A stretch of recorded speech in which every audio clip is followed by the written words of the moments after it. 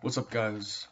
This is PTW here, and today is June 17th, 2022, the day after uh, the Warriors won against the Boston Celtics in 6 games to win the NBA championship.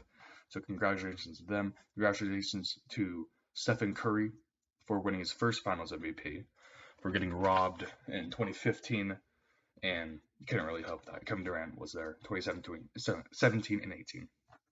So first off, I want to start off with the Warriors. I pulled off like the 5 players that contributed the most or had the biggest stats. So Curry, 34-7-7, won the Finals MVP. Klay Thompson, 12-5-2, wasn't really himself for like usual Game Sixes because usually he goes off, right? That's his motto or nickname, Game Six Klay, whatever. He didn't have a good shooting night, um, but he gave them enough quality minutes that they won. Uh, Jordan Poole, 15 3 and 2, gave Golden State great minutes, shot the ball well, and great six man for the Warriors. Draymond Green, 12 12 and 12, 12 12 and 8, best game of the finals, maybe the best game of the playoffs. I think I haven't looked at all his playoff stats for this year, but he had a great game. The Warriors on their Twitter said he was the player of the game. Andrew Wiggins, 18 6 and 5, played great defense and solid offense. Uh, all series long, Andrew Wiggins was great. Um, so and he's going to get a huge bag this offseason. So we go from the Warriors, the 2022 NBA champion Warriors, to the runner-ups in the finals, the Boston Celtics. Jaylen Brown did everything he could, 34-7-3. Uh, didn't have help. Didn't really have help. The second best player that played tonight was Al Horford, 19-14-2. Helped as much as he could. Had a few blocks. Um,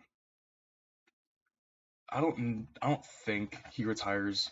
He's what, 35? I don't think he retires. I think he's still maybe still maybe I don't know his contract, but I know he's getting a lot of money. So we might either trade him because he might be on a 1 year deal, but um so we'll see him for next year. Jason Tatum, not good at all. Not a good night. 13 3 and 7.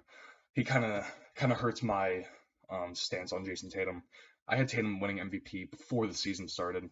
I think I, I mean, recency bias says he's not the best part of the Celtics, but he is. Uh, not a good night. 13 3 and 7. Not great especially for a Game 6 do or die game. Robert Williams. Actually no. I'll talk about Derek White first. Derek White, 2 1 and 2, 16 minutes, 16% from field.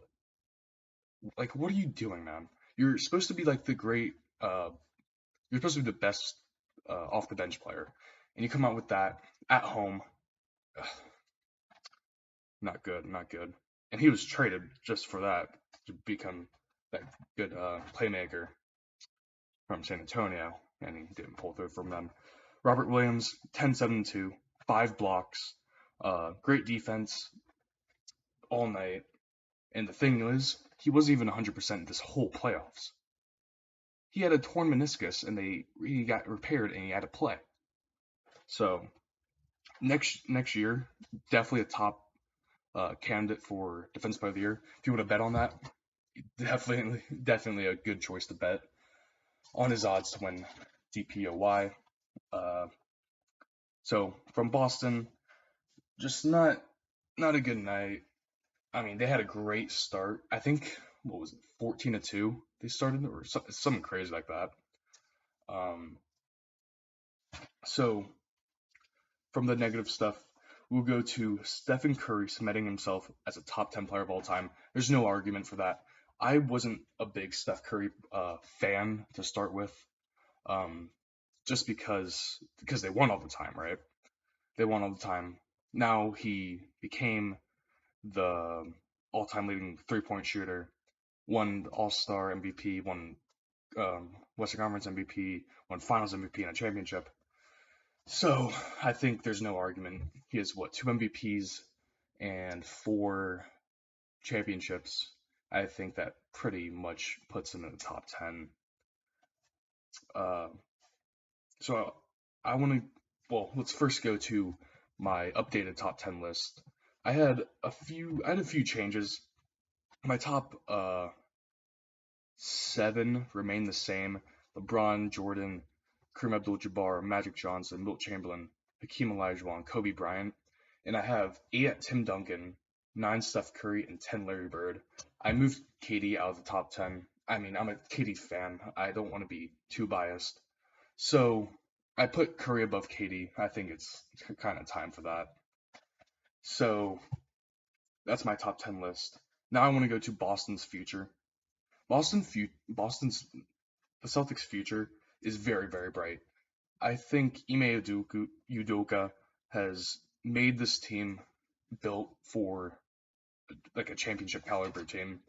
Uh, I think they'll be back here next year. I don't know.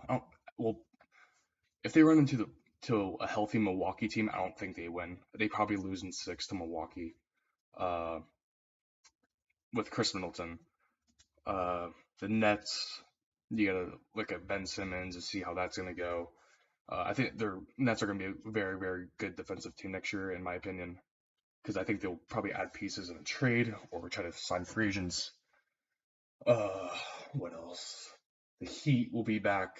They'll probably will probably try to trade for like Beal or something. Um, but Tatum, he'll be back. Uh, he'll still be a good player. Jalen Brown will be back.